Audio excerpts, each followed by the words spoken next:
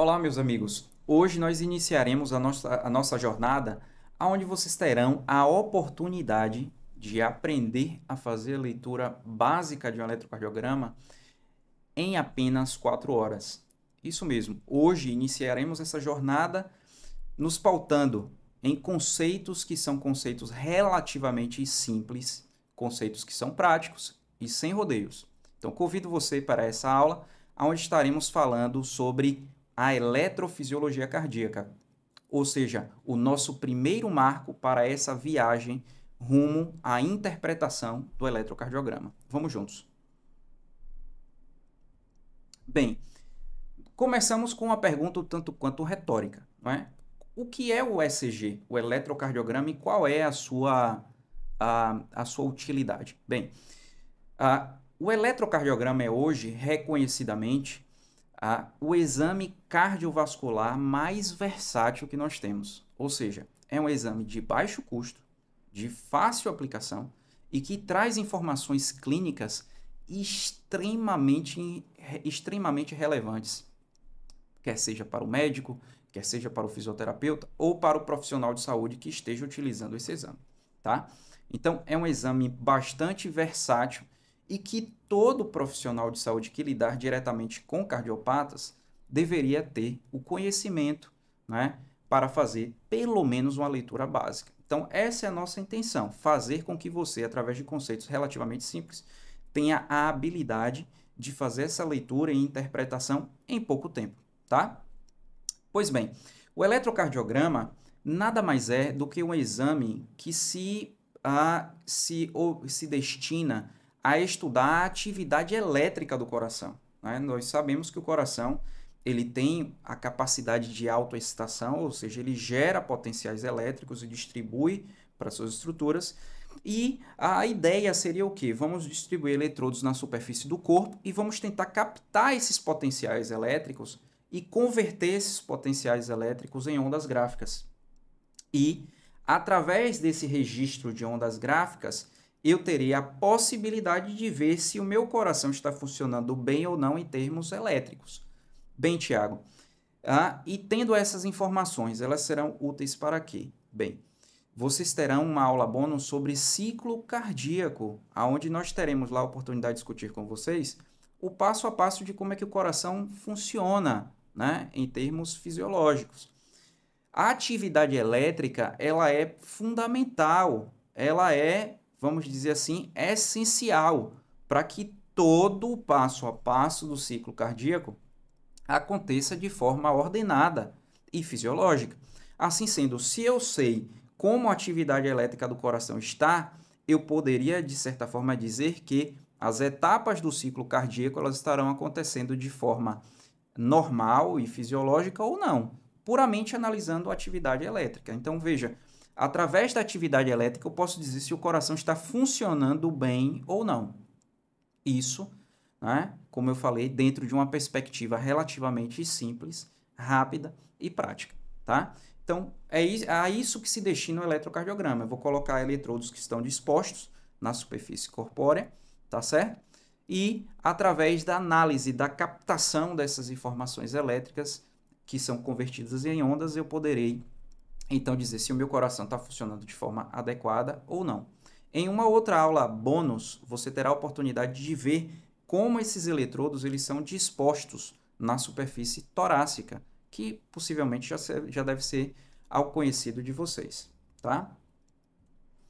Pois bem, recapitulando o que muitos de vocês possivelmente já devem, né, o que vocês já devem saber ou já devem ter, em algum momento, ter tido contato, né, com o fato de que o coração, como eu falei, ele é dotado de uma capacidade de autoestabilidade. Ele gera o potencial elétrico e ele distribui sobre ele mesmo, né? E nós vimos que o quê? Que o grande gerador de impulsos elétricos do coração está aqui, ó. É o chamado nó sinusal. Ele está aqui, ó, na margem superior do átrio direito. E dentro desse nó, que é uma bolsa, eu tenho um conjunto de células, que são chamadas de células marca-passo. Essas células geram excitação, né, geram um impulso elétrico, e esse impulso elétrico ele vai ser disseminado para o miocárdio, tanto atrial quanto ventricular, no intuito de provocar uma despolarização dessas regiões. Uma vez essas regiões sofram despolarização, elas irão cursar com um processo de contração muscular e, obviamente, darão sequência, elas permitirão as etapas do ciclo cardíaco acontecerem. Então, tudo começa aqui no nó sinusal. As células marcapasso geram excitabilidade e distribuem para o miocárdio atrial, como vocês podem ver através dessas setas azuis. E, posteriormente, esse impulso vai alimentar e estimular um segundo nó, que é o chamado nó atrioventricular. O nó atrioventricular, por sua vez, é responsável pela estimulação dos ventrículos, tá? Possuindo aqui no meio, ó, esse feixe, chamado de feixe de His, tá?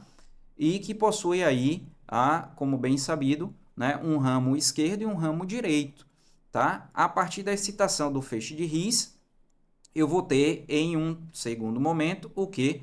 A estimulação das paredes livres ventriculares e a região da base, né, do coração. Ou seja, né, percebam que tudo começa onde? No nó sinusal. O nó sinusal gera um impulso, distribui para a região dos átrios. Em seguida, o impulso ele ativa o nó atrioventricular, que por sua vez vai dissipar esse estímulo elétrico para a região septal, região de paredes livres e base cardíaca, permitindo ali a estimulação dos ventrículos, tá? Obviamente que isso acontece de forma fásica, momentânea. Isso não acontece todas ao mesmo tempo, né? Uma vez que se isso acontecesse ao mesmo tempo, os átrios e os ventrículos eles iriam contrair ao mesmo tempo. Isso seria fisiologicamente inviável, tá? Então, isso acontece de forma fásica, em etapas, tá? Assim sendo, quais seriam essas etapas? Então, a primeira etapa, né, no que se diz a respeito de atividade elétrica do coração, seria o quê? Gerar um impulso no nó sinusal. Então, o nó sinusal gera um impulso, né, despolariza a região dos átrios, e aí, em seguida, eu tenho as demais etapas. Eu tenho o estímulo do nó atrioventricular, a dissipação desse estímulo para o feixe de His, em seguida, eu tenho a propagação desse estímulo para as paredes livres ventriculares, e por fim, né, depois que todo o impulso ele chega e despolariza a região dos ventrículos, eu vou ter, então, o retorno da atividade elétrica, que a gente vai chamar isso de repolarização ventricular. Então, essas são as etapas básicas da atividade elétrica do coração. E aí você deve se perguntar, Tiago, por que eu tenho que saber essas etapas? Porque o eletrocardiograma nada mais é do que o registro gráfico dessas etapas, né? Como bem sabido, o eletrocardiograma ele é representado em ondas e essas ondas gráficas elas são apelidadas por letras, né? O grande idealizador de tudo isso, um fisiologista britânico, ele colocou para cada etapa dessa uma letrinha. Então, em outras palavras, o que é que eu quero dizer? Que cada uma dessas etapas vai ser representada graficamente em um papel para formar o eletrocardiograma e vai receber o quê? Vai receber uma letra. Então, percebam nessa imagem, eu gosto muito dessa imagem, que a gente começa a perceber que o quê? Aqui eu tenho a percepção, ó, de como é que essas ondas são formadas a depender, ó, do momento da estimulação cardíaca em termos elétricos. Perceba que no momento em que eu tenho a ativação do nó sinusal e a distribuição para a região dos átrios, provocando a despolarização do miocárdio atrial, eu tenho a formação de uma pequena onda que a gente vai chamar de onda P. Então, existindo onda P, o que é que isso significa? Que o impulso ele foi gerado no nó sinusal e que ele despolarizou os átrios. Bem, então, em outras palavras, eu poderia dizer, Tiago, que se eu pego um ECG e ele não tem onda P, isso significa que o impulso elétrico que está estimulando o meu coração não veio do nó sinusal e isso não provocou também despolarização dos átrios? Sim. Uma das condições que nós iremos ver em uma das aulas chamada de fibrilação atrial, né, nós vamos ver que o quê? A despolarização dos átrios acontece de forma ineficiente. O átrio, ao invés de contrair, ele vibra, ele fibrila. E aí, o que eu vou ver lá no meu ECG que comprova o que eu estou dizendo? Eu não vou ter onda P. Então, existindo onda P no meu eletro já é uma boa coisa. Porque isso significa que o quê? o impulso elétrico ele foi gerado lá no nó sinusal e ele se dissipou para a região dos átrios, provocando a sua contração. Então, isso já me remete para uma condição de normalidade, para uma condição fisiológica, tá? Em seguida, observe que o quê? No momento em que o impulso elétrico ele sai, né, da região aqui dos átrios e passa para o nó átrio ventricular e para a região septal, vai sendo formado o chamado complexo QRS. Né? Então, o impulso passa para a região septal, passa para a região, né, das paredes livres ventriculares e base cardíaca, aonde se formam aqui o chamado QRS. Então, o que significa QRS? O impulso ele chegou no nó átrio ventricular, passou pelo septo, ganhou as paredes, ganhou a massa ventricular e provocou a despolarização dos ventrículos, provocando a sua contração.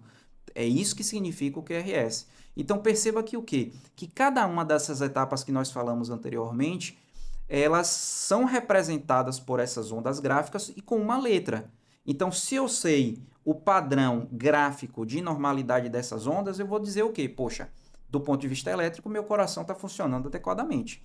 E, por fim, no momento em que eu tenho aqui o retorno da atividade basal, né, em termos elétricos do ventrículo para a sua condição, como eu falei, iniciar o basal, eu vou ter chamada repolarização, formando a chamada onda T. Então, a onda T é a informação que me traz informação de quê? De repolarização, de retorno à condição elétrica basal do ventrículo.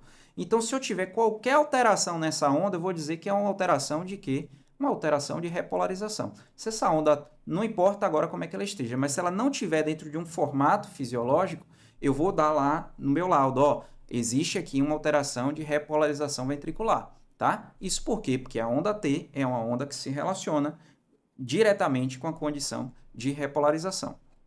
Então, só para a gente revisar, percebam que o eletrocardiograma, né, ele se baseia nesse registro gráfico daquelas etapas da atividade elétrica com a representação de uma letrinha. Né? Então, aqui nós temos aqui em verde, né, a primeira onda do ECG, que é a chamada onda P. Né? Nós temos esse conjunto de 3 ondas que formam aqui o complexo QRS. Eu vou riscar aqui para vocês. Tá? Então, eu tenho aqui o meu QRS, certo? E, por fim, eu tenho quem aqui? A outra onda que eu vou estudar, que é chamada onda T. Essa onda que é responsável pela repolarização. Então, só recapitulando, onda P, essa onda P é responsável pela despolarização dos átrios, o impulso ele veio lá do nó sinusal, despolarizou os átrios, o complexo QRS é responsável pela estimulação dos ventrículos, e a onda T é responsável pelo quê? Pela repolarização ventricular, tá? Todo o ECG, Tiago, vai ter essas ondas? Sim, todo o ECG vão ter essas ondas, tá? Então, cabe a mim conhecê-las, entendê-las, né? O que é que cada uma delas representa e saber qual é a sua forma, sua morfologia normal. Porque sabendo o que é normal, eu vou poder dizer o que está anormal.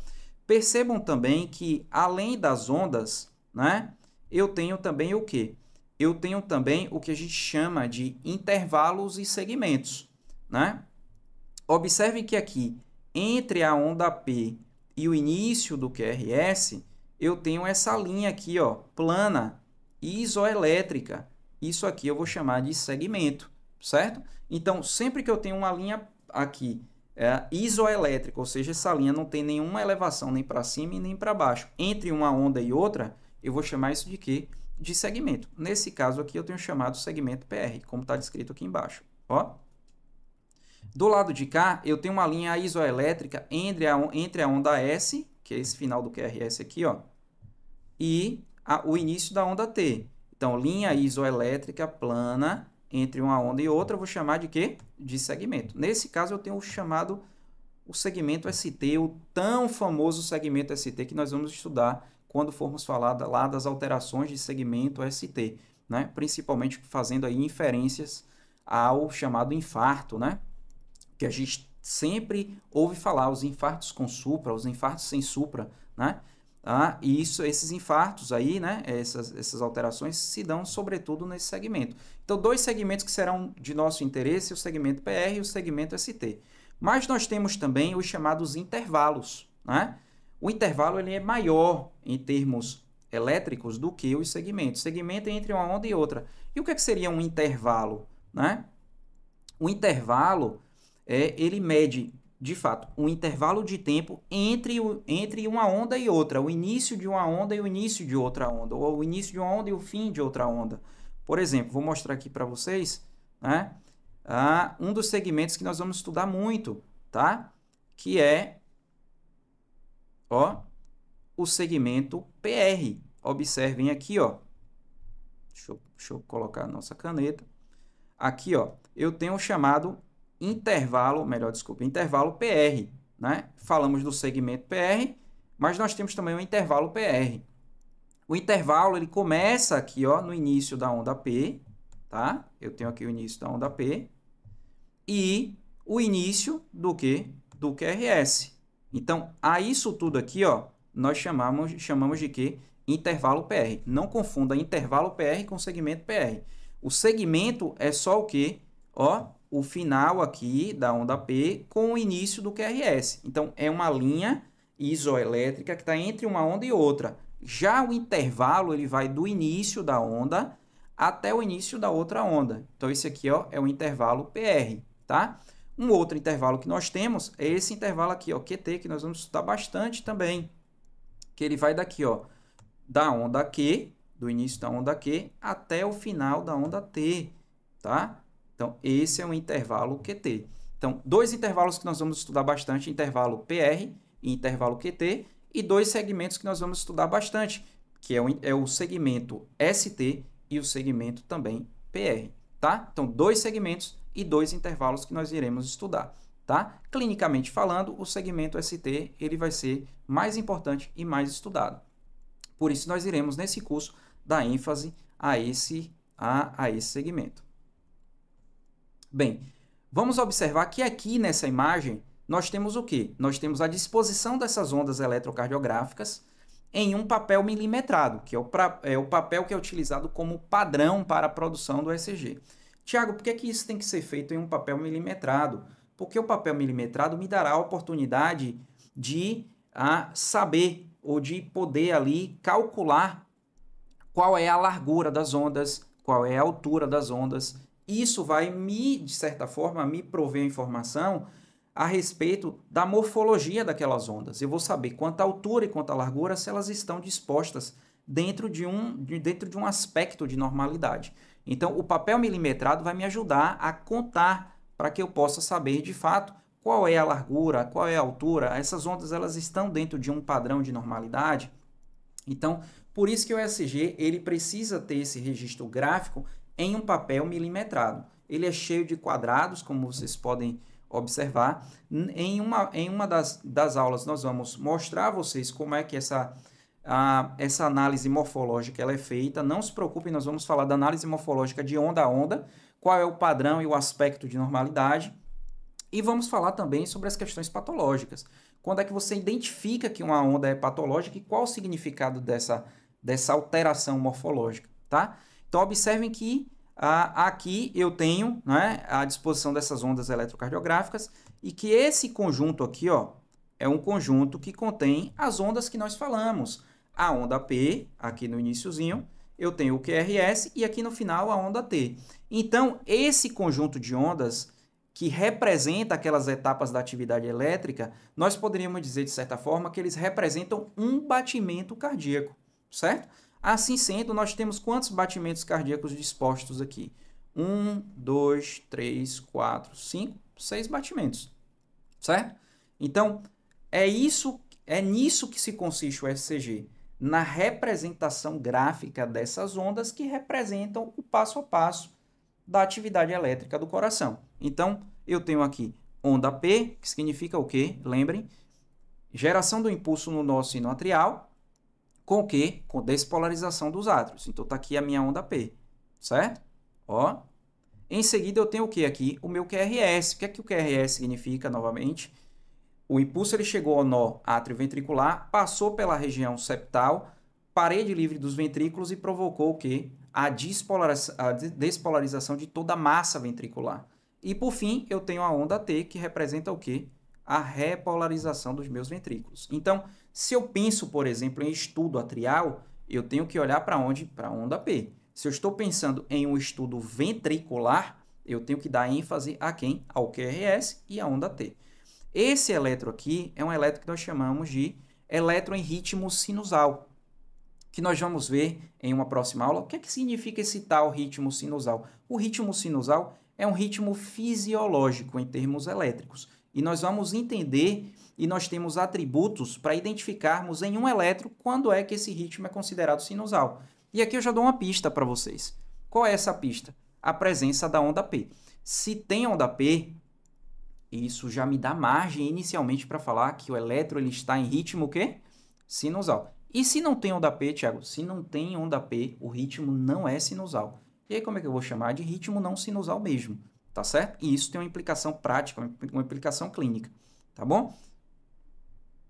Bem, um outro conceito importante com relação ao ECG é o que vocês ouvem aí e veem nos livros chamado de derivação, e que faz vocês quebrarem tanto a cabeça, tá? Nós temos um pequeno vídeo em nosso canal, que nós vamos também disponibilizar como um bônus para você, um detalhamento a respeito dessas derivações. Mas eu quero explicar para vocês aqui o que é, de uma forma mais básica, uma derivação. A derivação, ela nos permite, em termos elétricos, de visualizarmos o coração em diferentes perspectivas. Então, vamos imaginar que nós estamos aqui, sentados nessa mesa, e que no centro da mesa aqui eu tenho o coração. Se cada um estiver sentado em uma parte da mesa, todos nós vamos ter acesso a ver o coração, mas nós vamos ver de perspectivas o quê? Diferentes, né? Eu que estou na frente vou ver dentro de uma perspectiva mais frontal, quem estiver dos lados vai ver mais lateralmente. Então, as derivações do ECG nada mais são do que perspectivas do ponto de vista elétrico em que eu visualizo o coração.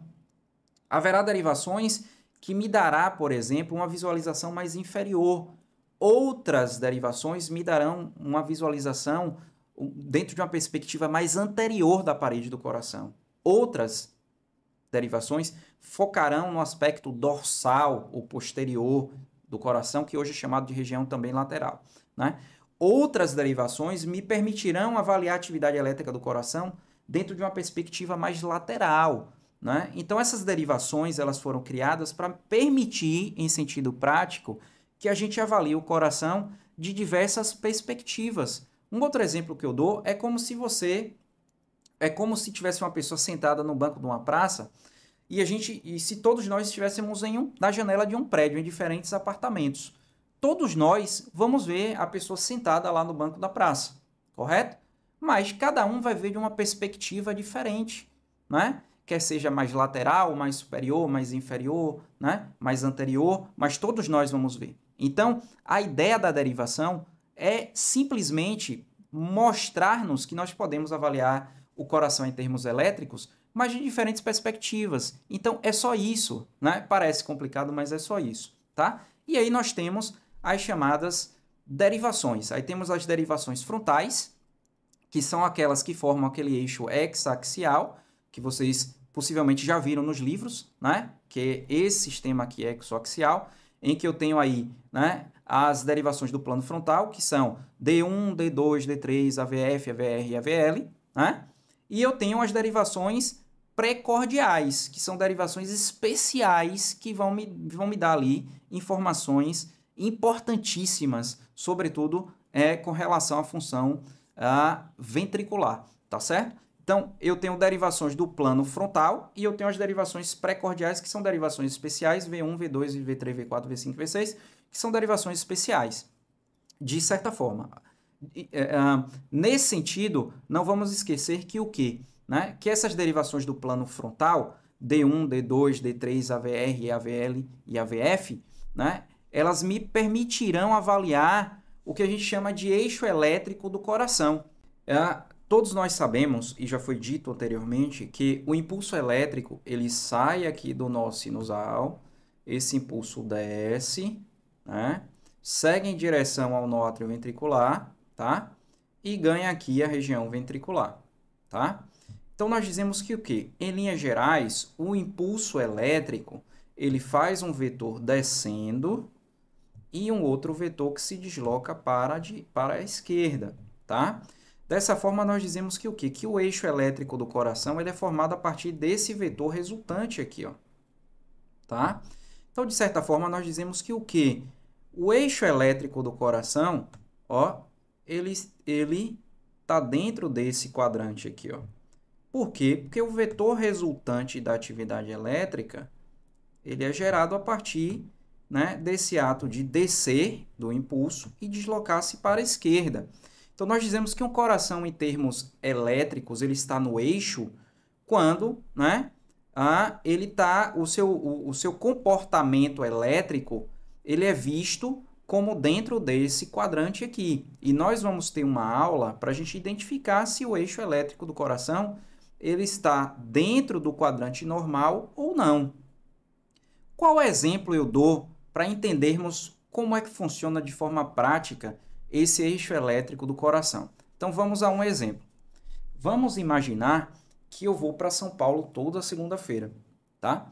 E que todas as vezes que eu vou a São Paulo, o piloto do avião, ele sobe, ele toma a direita do aeroporto e ele segue em frente, até que cheguemos lá a São Paulo, costeando os estados, tá? Esse trajeto, esse caminho, seria como se fosse, vamos dizer assim, o eixo elétrico do coração. É como se esse trajeto formasse o eixo elétrico normal do coração, tá? O que seria o quê? A representação ou o caminho que o impulso elétrico ele faz para manter o coração ali dentro do eixo, certo? Mas o que que acontece? Algumas circunstâncias clínicas podem fazer com que o coração ele cresça, né? Ou ele se modifique, ele se remodele de forma que ele se movimenta e o eixo elétrico ele sai do lugar, tá? E aí, nessa circunstância prática, como é que nós veríamos isso? É como se eu fosse para São Paulo, da mesma forma, né, como eu sempre vou, só que dessa vez o piloto ele sobe, ele dobra à direita, ele vira à direita, melhor dizendo, e ao longo do trajeto ele percebe que ele tem que virar mais para a direita e ficar virando para a direita e depois virar para a esquerda até chegar em São Paulo. Então perceba que eu vou chegar no mesmo lugar. Mas ele fez um trajeto completamente o quê? Distinto do que é o habitual. Então, essa analogia eu faria para você entender que certas alterações no coração podem fazer com que esse impulso elétrico ele se movimente, ele se propague de uma forma diferente, mudando o eixo elétrico do coração.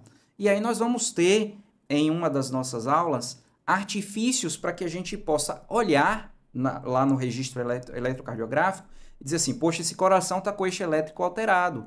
Sim, Tiago, mas o que é que isso significa? Que tem algum problema aí, porque o eixo elétrico do coração normal não pode estar modificado. Lembrem, a minha viagem a São Paulo precisa seguir aquele trajeto. Se está fora do trajeto, algum problema aconteceu. Tá beleza? Então, essa é uma analogia para fazê-los entender como é mais ou menos que funciona esse princípio, esse conceito de eixo elétrico do coração. Vamos voltar. Além disso, as derivações que nós temos, além de ter essa perspectiva de visualização da atividade elétrica de diversas partes, né? Como falamos anteriormente, de forma muito interessante, essas derivações vão nos ajudar clinicamente a identificarmos a parede do coração que pode estar tendo problema. Então, existe uma correspondência entre o quê? Entre um conjunto de derivações e a formação de certas paredes cardíacas. Olhem comigo aqui nessa imagem. Observe que, por exemplo, aqui, ó, eu tenho a chamada parede inferior do coração. É isso mesmo, a região inferior do coração, né? A parede inferior é formada pela derivação D2, D3 e AVF, né? Observem que lá no meu sistema exoaxial, ó, aonde é que estão D2, D3 e AVF? Ó, D3, D2 e AVF. Elas estão aqui embaixo. Então, elas vão me permitir visualizar o quê? A parte inferior do coração. Então, existe essa correspondência entre as derivações e a formação das paredes. Então, a parede inferior do coração é formada por D2, D3 e AVF. A parede tida como lateral alta, D1 e AVL. Né? A região anterior do coração, formando a chamada parede anteroseptal, né? É formada pelas derivações de V1 a V4. Né? E a lateral baixa pelas derivações V5 e V6. Aí você diz assim, poxa, qual a importância disso? Tem muita importância, porque se, por exemplo, eu tenho alterações na parede inferior do coração, eu posso até mesmo identificar ou ter ali uma correspondência com qual coronária eu poderia estar tendo um problema, o paciente pode estar tendo um problema. Então, se eu tenho uma alteração, por exemplo, o paciente tem lá uma alteração que sugere um infarto em parede inferior, nessas derivações. O que é que isso me sugere? Bem, ó, a coronária direita desse paciente pode estar o quê? Sendo acometida. Então, é fundamental que eu saiba como é que essas paredes são formadas a partir dessas derivações, para que eu possa, obviamente, mais à frente, estabelecer o meu raciocínio clínico, né, e diagnóstico a respeito do que é que está acontecendo ali, tá certo? Então, essa seria uma outra importância dessas derivações. Então, aqui tá um eletrocardiograma normal. Observem que todo eletro que vocês pegarem vão ter aí todas as derivações para a gente estudar. Então, eu tenho aqui a derivação D1, a derivação D2, a derivação D3, a derivação AVR, né? Aqui está meio tapado, mas é AVL, AVF, ó, V1, V2, né? Então, daqui para cá, ó, eu tenho uma derivação, dessa linha que eu tracei para cá, eu tenho outra derivação. Então, percebam que o quê? Eu consigo ver lá no meu eletro as 12 derivações, as derivações do plano frontal, que formam aquele sistema exoaxial, e as derivações precordiais, tá? Então, em que consiste o sucesso da análise do eletrocardiograma? Eu entender como é que está o padrão das minhas ondas em cada uma dessas derivações. Quais ondas? As ondas que a gente já falou, a onda P, o QRS, a onda T. Como é que elas estão dispostas em cada uma dessas derivações? É isso que a gente vai aprender no curso, tá? E aqui, para a gente encerrar, a gente tem as chamadas derivações especiais, né? Que são derivações, essas sim são essencialmente especiais. Quando eu falava lá de V1 a V6 que elas eram especiais, falava no sentido mais abrangente, mas em termo literal, especial é aquilo que a gente não vai usar no dia a dia. E de V1 a V6 a gente vai usar, claro. Mas essas derivações que eu mostro aqui agora, tido como sendo essencialmente especiais, são derivações que a gente de fato vai usar em circunstâncias clínicas muito específicas. A primeira delas, né, são as derivações V7, V8 e V9, que são o quê? 3 eletrodos que eu vou colocar na superfície torácica mais posteriormente. Isso serve para quê, Tiago, essas 3 derivações atrás aí? Para a gente avaliar a parte dorsal do coração, que hoje é reconhecidamente como sendo também parede lateral, mas a gente entende como sendo algo que é mais posterior, tá? O que pode acontecer? O paciente pode ter lá uma dor torácica, né? Daquela dor torácica que vem acompanhada de falta de ar, que piora ao repouso, que deixa o paciente sufocado, que é típico de uma dor que traduz para a gente uma síndrome coronariana aguda, mas que o eletro dele vem normal. Nesse caso, você pode lançar a mão dessas derivações de V7, V8 e V9, porque o infarto desse paciente pode estar acontecendo na região tida como posterior ou dorsal. E aí, se eu fizer as derivações habituais, eu não vou conseguir enxergar. Então, nessa situação clínica em específica, eu posso lançar mão e fazer essas 3 derivações que são posteriores, tá certo? Aí você diz assim, mas o meu eletro não tem fio suficiente para colocar atrás. Epa, você vai fazer a mesma coisa, só que ao invés de você colocar V4, V5 e V6, você vai colocar, vai pegar os 3 eletrodos de V4, V5 e V6 e vai colocar atrás. E aí elas vão ser o quê? V7, V8 e V9, mas no seu eletro vai aparecer como sendo o quê? V4, V5 e V6, tá certo? E por fim, as outras derivações que nós chamamos de V3 e V4R, que são R de right, de lado direito, tá? Então, eu vou posicionar aonde eu posiciono o V3, só que do lado direito, né? Habitualmente faço V3 à esquerda, eu vou colocar V3 do lado direito e V4 também que eu coloco à esquerda, eu vou colocar do lado direito na mesma topografia, né? Ali de quarto, quinto espaço intercostal. Então, para que serve essa derivação? Para que eu tenha acesso ao ventrículo direito. E aí, da mesma forma, né? Ao invés de eu colocar o meu eletrodo em V3 e V4, quando eu fizer o segundo eletro, eu vou colocar V3 e V4 mais do lado direito. E aí eu vou ter acesso à análise do ventrículo direito. Bem, quando é que eu vou fazer essa análise? A gente vai ver isso, mas quando eu tiver ali comprometimento de parede inferior, é sempre fundamental que eu faça um eletro rodando V3 e V4. Aí vocês dizem assim, poxa, Thiago, mas quem tem que saber isso não é o enfermeiro que vai posicionar os eletrodos? Mas se o enfermeiro não souber, você que vai ter que direcionar, tá certo? Então, essas derivações devem ser conhecidas porque elas têm a sua utilidade, têm o seu lugarzinho aí na prática clínica, tá bom? Então é isso, até a nossa próxima aula.